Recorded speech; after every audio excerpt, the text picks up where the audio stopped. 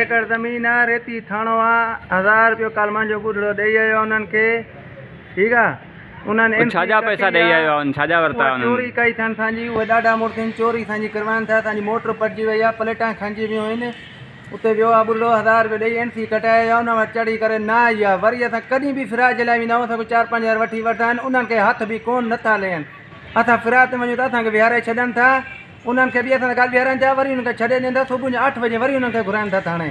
ज़मीन बि तव्हांजी कब्ज़े, तव्हांजी ज़मीन ते कब्ज़ो आहे, पुलिस बि तव्हांखे ॿधे थी। हाँ जी, असांजी ज़मीन ते कब्ज़ो आहे, पुलिस बि असांखे तंग करे थी। असां ग़रीब माण्हू, हिकिड़ो घरु आहे असांजो, असांखे दलील करे थी। बेरोज़गार बणिया वेठा आहियूं, 3 महीनो असां 500 ॼाणी करण लाइ माण्हू असांखे दलील करनि था। उहे ॾाढा माण्हू आहिनि बाबा।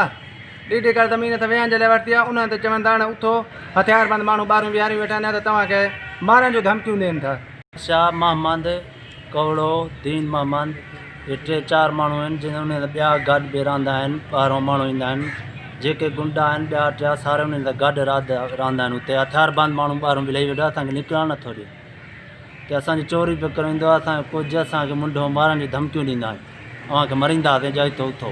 ज़मीन मुंहिंजे नां ते 3 जरे ज़मीन आहे, खातो आहे तव्हां खातो आहे असां। उन्हनि जे पहिरियां रिकॉर्ड चेक करनि त कौदे ग्रुप आहिनि इहे माण्हू। असांखे इंसाफ़ अञा ताईं नथो मिले। अॻे में असां मीडिया में ॾिना, असांखे इंसाफ़ नथो मिले। घणो टाइम थी वियो आहे ज़मीन ते कब्ज़ो आहे?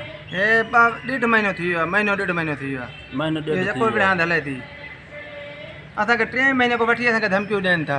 इन्हनि जे पहिरें रिकॉर्ड चेक करो, इहे कौदे ग्रुप माण्हू आहिनि। इन पहिरें बि ज़मीन ते कब्ज़ो कयो हुयो, इन्हनि माण्हू मारियो आहे हिकिड़ो।